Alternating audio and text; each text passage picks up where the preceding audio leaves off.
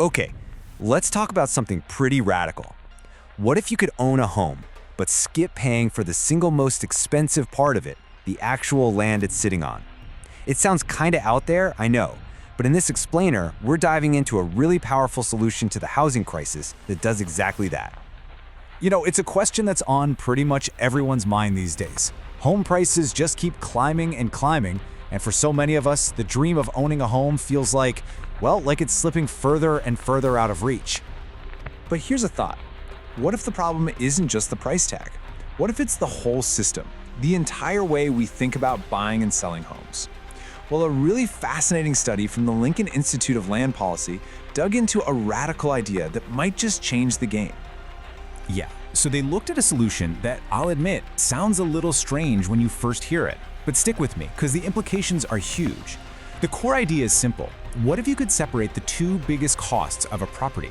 You buy the house, but you don't buy the ground it sits on. I know, right? So how on earth does that work? Okay, before we get into the nuts and bolts of how that works, let's take a quick step back. We need to understand the core problem, the big dilemma that these kinds of programs were even invented to solve. So here's the challenge, and it's one we all feel. Home prices are just outpacing our paychecks. And a huge, huge driver of that is the cost of land itself. It's just skyrocketing. Now, governments try to help with subsidies for affordable housing, right? But there's this major catch. A low-income family gets a subsidy, buys a home. Then, years later, they sell it for the new, much higher market price. All that public money, that subsidy, just gets absorbed by the appreciation. So the next family who needs help needs an even bigger subsidy for the exact same house. The public's investment? Poof, it's basically gone after helping just one owner. And that exact problem, that disappearing subsidy, is what this really innovative model called the Community Land Trust was designed to fix. So what in the world is a community land trust, or a CLT for short? Well, think of it like this. It's a nonprofit organization. Its whole job is to acquire land and then hold on to it forever for the benefit of the community. Then they sell the actual houses on that land to families, usually at a price that's below the market rate, and the family just leases the land underneath for a super small fee. And right here, this is the absolute key difference. In a traditional sale, you buy the whole package, the house and the land. And when you sell, all that profit, all that appreciation is yours. But with a CLT sale, you only buy the house. That makes the upfront cost way, way lower. And then, when it's time to sell, you share that increase in value with the trust. This is the magic part, because that keeps the house affordable for the next family in line. Okay, so it sounds great in theory, right? But the big question is, does this thing actually work in the real world, and who really benefits? Is it good for taxpayers? Is it a good deal for the families who are buying the homes? Well, that's exactly what these researchers wanted to find out. So to get some real answers, the study zoomed in on a case study in Duluth, Minnesota. They put two different affordable housing programs head-to-head to see which one really delivered more bang for the public's buck. So, in one corner, you've got the Northern Communities Land Trust, the NCLT. That's our CLT model we've been talking about, where they sell the home and lease the land. And in the other corner, you have a more traditional program called MERL. Their approach? They give families a 0% interest loan for the entire property, house and land. All right, first up, efficiency. Just how much public money does it take to help one family? And wow, the results were pretty stark. For the traditional MERL program, the average subsidy needed over 10 years was almost $72,000.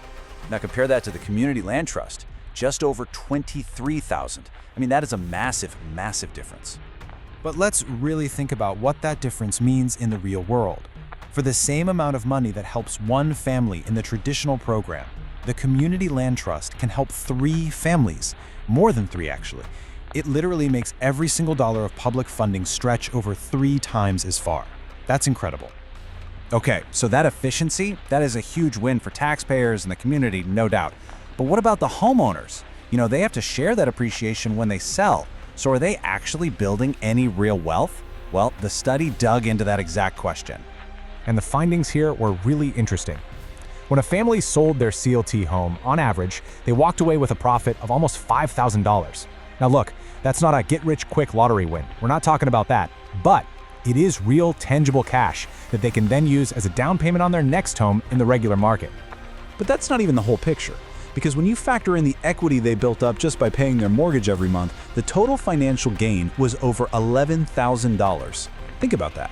That's money they would have never ever seen if they'd just been renting all that time. It's a true stepping stone towards real financial stability. And get this, when you look at their initial investment, their down payment and closing costs, the mean annual rate of return was over 33%. 33%. For a family with a lower income, that is an incredibly powerful financial engine. Renting just can't offer anything close to that. So let's pull this all together. What we have is a model that's incredibly efficient for taxpayers, and it's also financially beneficial for homeowners. It all points to the core concept of the community land trust, which is that it's a very balanced model built on a really important trade-off.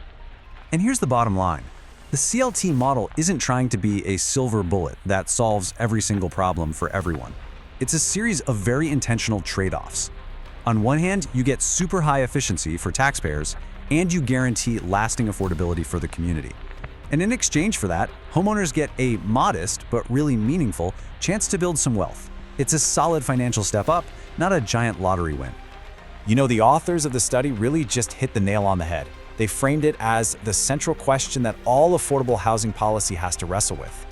How do you balance giving a real financial benefit to one home buyer today, while also making sure you reclaim that public subsidy so you can help another buyer tomorrow? And that really leaves us with a big fundamental question about what we want our housing policies to do. What should we be prioritizing? Is the ultimate goal to create the maximum possible wealth for individual families? Or is it to build stable communities where housing stays affordable for generations to come? What's so fascinating about the community land trust model is that it suggests maybe we don't have to pick just one, but it absolutely forces us to think about which one we value more.